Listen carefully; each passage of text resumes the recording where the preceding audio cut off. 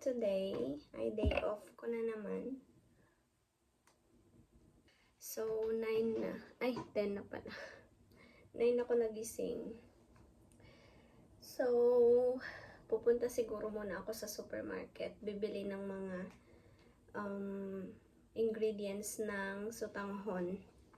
Kasi nag-crave ako sa sotanghon. So, samahan niyo ako. By the way, nakaligo na ako. Kasi medyo mainit sa labas. Medyo masakit yung ulo ko. Pero yung gamot na ininom ko kanina is for acid. So, 30 minutes siya before breakfast iinumin. So, yun. Ininom ko na para pagbalik ko, makaka-breakfast na tayo, diba? So, yan. Haba na ng hair ko. By the way, see you later. Mamimili lang ako. I'm here.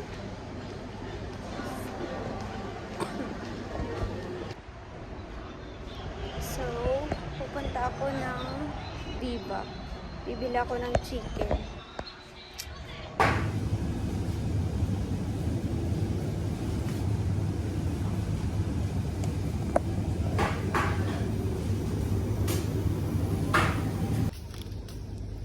Ayan.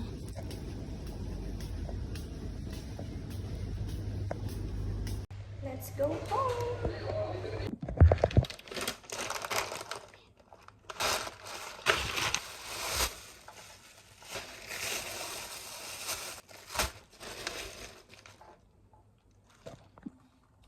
So, tayo ay magluluto ng pansit. Pansit.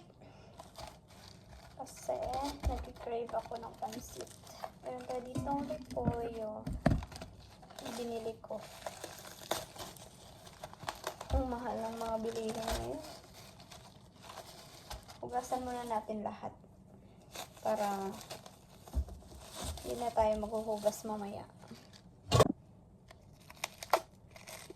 So, hindi ako lumabas ng Satwa. I mean, lumabas ako, bumili ako ng mga kailangan ko. Pero hindi ako pumunta na ng Satwa kasi wala lang. Gusto ko lang magstay sa bahay na ito. Kasi syempre, di ba? Mga alert-alert ngayon. So, dito lang tayo sa bahay. Wala naman akong mga dapat lang gawin. Talaga. So, yun lang. Putla ako dyan. So, hugasin ko muna to, okay? Sige lang.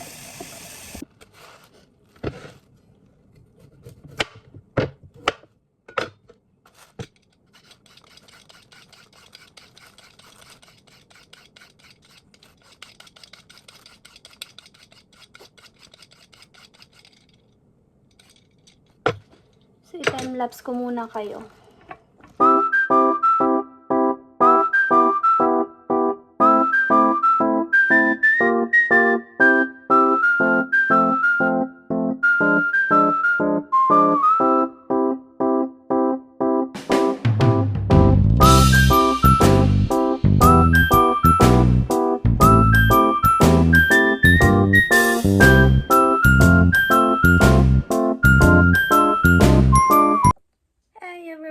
Kakagising ko lang from nap. So, nakatulog. Hindi siya nap. Kasi, natulog ako ng 1 hour and half, I think. So, natapos ko na yung kanina.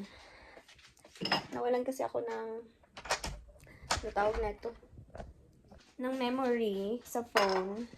Pero ito na yung naluto ko. Naluto ako ng pansit. So, tapos kumain, tapos natulog. Ganun. So, maglinis-linis lang ako konti. Tapos, i-prepare ko na yung merienda ko. So, ito yung merienda ko. Meron akong lava cake na pwedeng i-freezer. Freezer kasi ito eh. Pwedeng i-microwave. Sandali. I-microwave natin ng 30 seconds muna. Yan siya. Yeah, it's lava cake. Eh. Yum! So, ito ay dark chocolate. Kasi lalagyan ko siya ng ice cream. Daran! Yummers! So, wala akong vanilla ice cream. Kaya, mango ice cream lang. Magme-merienda muna ako. And then, mag-reply ng mga voicemail sa kaibigan ko. Sarap. Mas masarap sana to sa vanilla ice cream. Pero masarap na rin. Yum. See you later. Magre-reply muna ako sa kaibigan ko. So, how to enjoy my day off? Coloring book. Tapos may merienda. And, of course, ako ay nakikinig ng music. At, nagre-reply ng voicemail ng aking kaibigan. Yeah. So, pagpatuloy natin ito pala, yung ikoloran ko ngayon. See ya!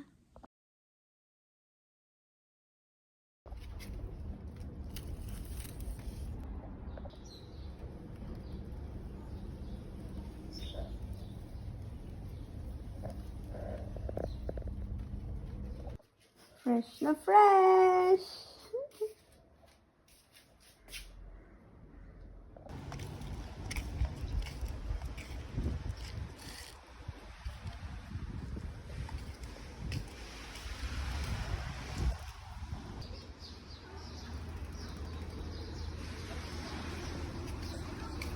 Mami! Hi, Mami! Ito yung dalawa mong anak, oh. Yan yung nanay. Cute. Ilagyan ko ng ganyan para hindi makita ng uwak. Babies! Pwede na kayong lumipad. Ay! Lagyan ko kayo ng pagkain. Sandali.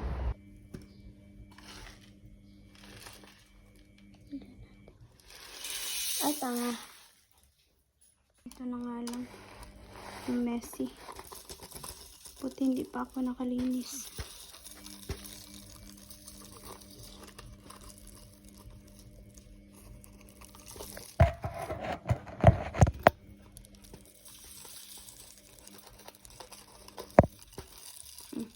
Dami na. Kinain na ng insekto. Yan. Lalagay natin dito. Yeah.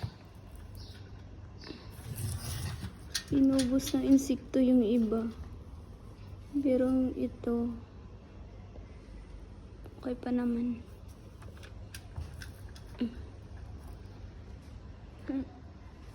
Saan yung mami nyo?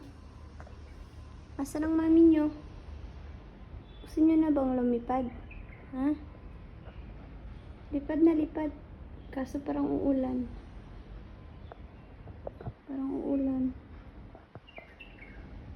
Ang laki-laki nyo na. Pwede na kayong lumipad. Saan? Takot yan. Cute. Ayan.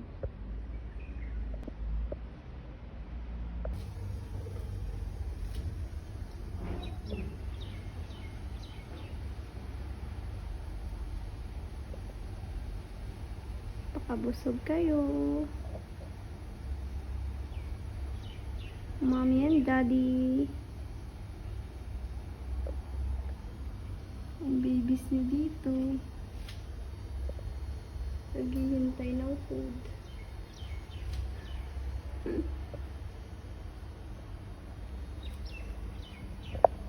Cutie.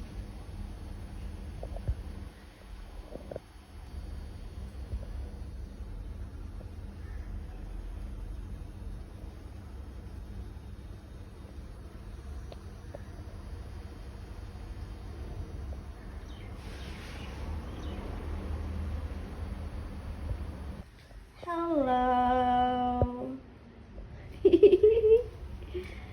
Oh, where's your daddy? Where's the daddy?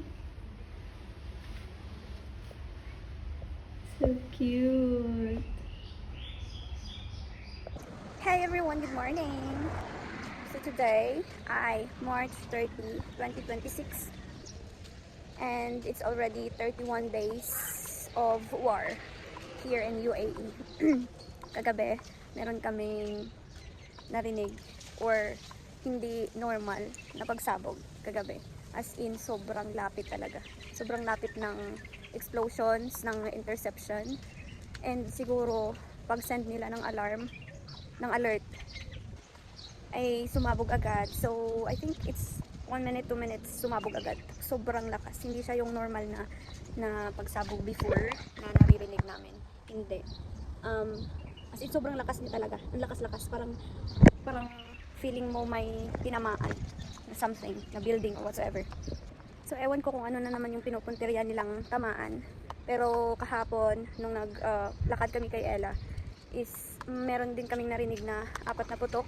I know, it's not 4, 5. Dito lang, malapit sa amin. So, hindi namin nakita yung pag-intercept talaga. Pero nakita namin yung mga bakas ng pagsabog sa taas. So, ang lapit, sobrang lapit dito sa amin. Kasi guys, etong area na to, yan yung dagat, dyan.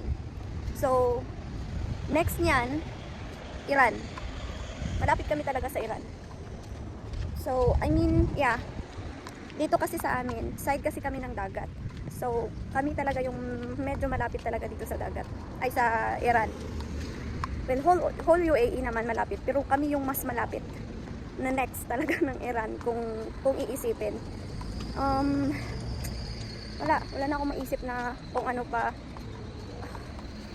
Sigad na lang talaga bahala sa amin dito. I mean, ginagawa naman ng UAE yung talagang trabaho nila. Hindi talaga sila nagpapabaya. Since day 1 hanggang ngayon, day 31 na, hindi talaga sila nagpapabaya. So, I'm very thankful for UAE President and UAE leaders, soldiers, and everyone na nag-organize ng mga ganitong interceptions. At lahat ng tao dito sa UAE, leaders man or kung ano pa man dyan, I'm thankful na nandito ako. Dito akong lugar na padpad. I mean, dito sa UAE, Gulf, Middle East, ibang lugar, masasabi mong nakakatakot. Pero dito, nakakatakot lang siya pag narinig mo na yung explosion sa taas. Pero look, I'm still walking, safe, na parang walang nangyari kagabi na pagsabog, na parang hindi ako nanginginig kagabi. Kasi nagulat ako, natutulog na kami. Nagulat ako. So, yeah, look. Naghuwak pa ako ng aso. Diba? So, I can say this is safe area sa buong mundo. Kahit nga sa Pilipinas siguro. UAE is safe talaga siya. Pero hindi lang natin alam kung anong mangyayari in the next day, next month, next year. Right? So, God is with us naman. All hope and trust to God. Yun lang masasabi ko. Bye! See you next time.